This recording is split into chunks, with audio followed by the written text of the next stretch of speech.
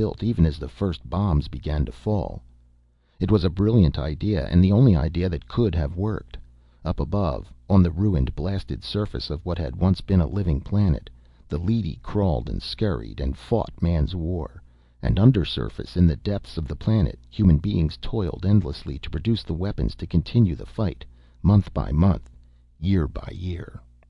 "First stage," Taylor said. A strange ache went through him. "Almost to the surface." "But not quite," Moss said. Franks led them through the soldiers, over to one side near the lip of the tube. "In a few minutes a lift will bring something down to us from the surface," he explained. "You see, Taylor, every once in a while security examines and interrogates a surface leady, one that has been above for a time, to find out certain things.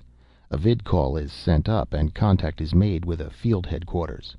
We need this direct interview. We can't depend on vidscreen contact alone. The leadies are doing a good job, but we want to make certain that everything is going the way we want it." Franks faced Taylor and Moss and continued. "The lift will bring down a leady from the surface, one of the A-class leadies. There's an examination chamber in the next room with a lead wall in the center, so the interviewing officer won't be exposed to radiation. We find this easier than bathing the leady. It is going right back up. It has a job to get back to. 2 days ago an A-class leady was brought down and interrogated. I conducted the session myself. We were interested in a new weapon the Soviets have been using, an automatic mine that pursues anything that moves. Military had sent instructions up that the mine be observed and reported in detail. This A-class leady was brought down with information. We learned a few facts from it, obtained the usual roll of film and reports, and then sent it back up. It was going out of the chamber back to the lift when a curious thing happened. At the time I thought—" Franks broke off. A red light was flashing. "That downlift is coming." He nodded to some soldiers. "Let's enter the chamber. The leady will be along in a moment." "An A-class leady," Taylor said. "I've seen them on the show screens making their reports." "It's quite an experience," Moss said. "They're almost human." They entered the chamber and seated themselves behind the lead wall. After a time a signal was flashed, and Franks made a motion with his hands. The door beyond the wall opened. Taylor peered through his view slot. He saw something advancing slowly, a slender metallic figure moving on a tread, its arm grips at rest by its sides. The figure halted and scanned the lead wall. It stood waiting. "We're interested in learning something," Franks said. "Before I question you, do you have anything to report on surface conditions?" "No. The war continues." The leady's voice was automatic and toneless. "We are a little short of fast pursuit craft, the single-seat type. We could use also some—" "That has all been noted. What I want to ask you is this. Our contact with you has been through vidscreen only.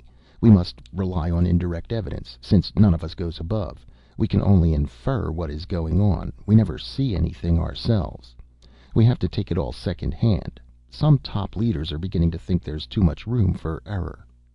"Error?" the leady asked. "In what way?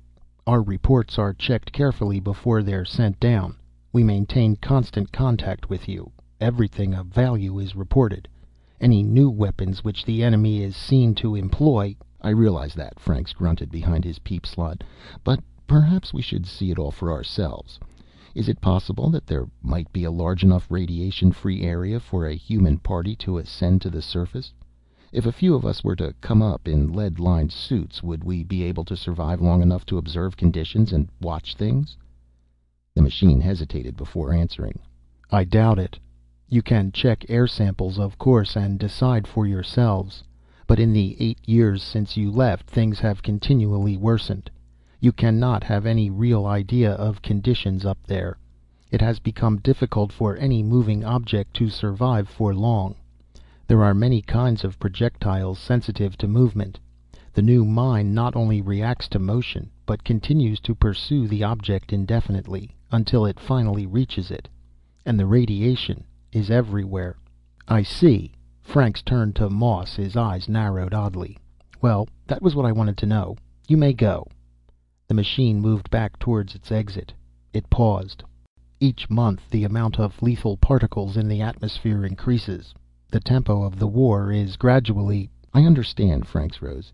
He held out his hand, and Moss passed him the package. One thing before you leave. I want you to examine a new type of metal shield material. I'll pass you a sample with the tong."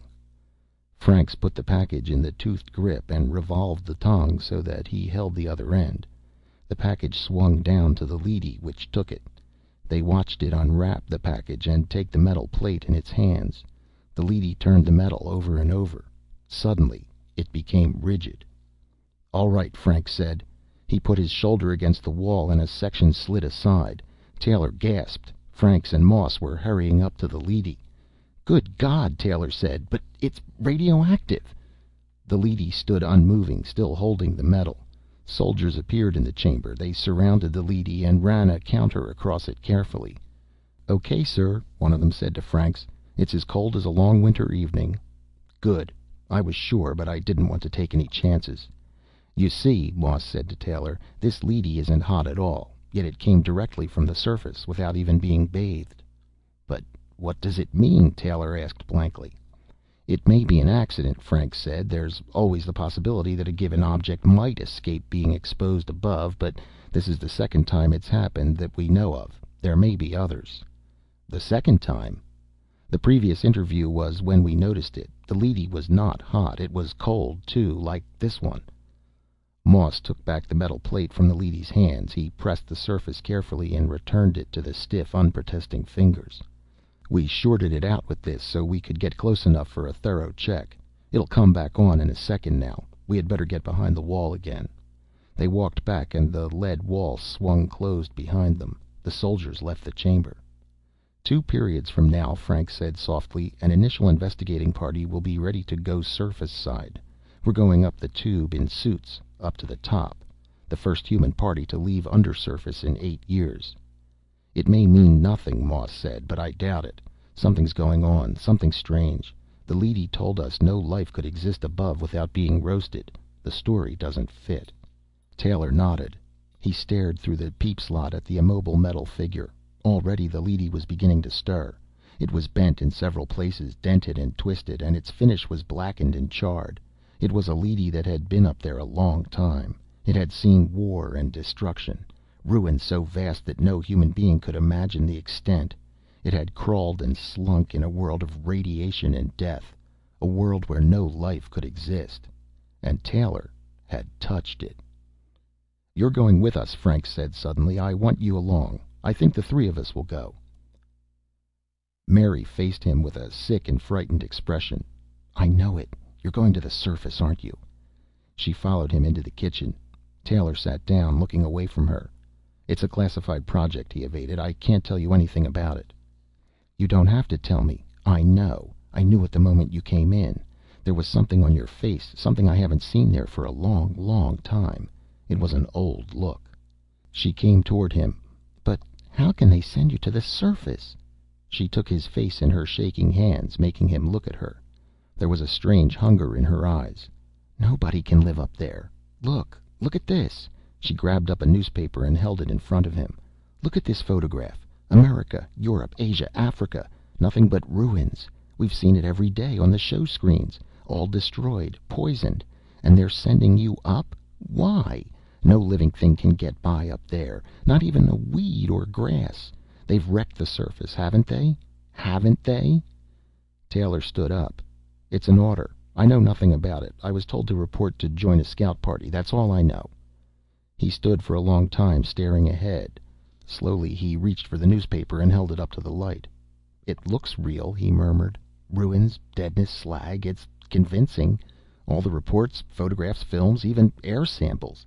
Yet we haven't seen it for ourselves. Not after the first months." "What are you talking about?"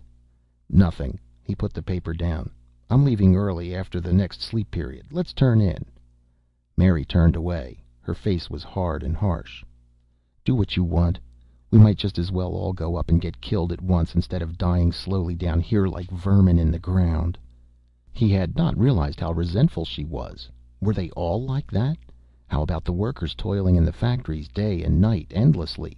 The pale, stooped men and women plodding back and forth to work, blinking in the colorless light, eating synthetics. "You shouldn't be so bitter," he said. Mary smiled a little. "I'm bitter because I know you'll never come back." She turned away.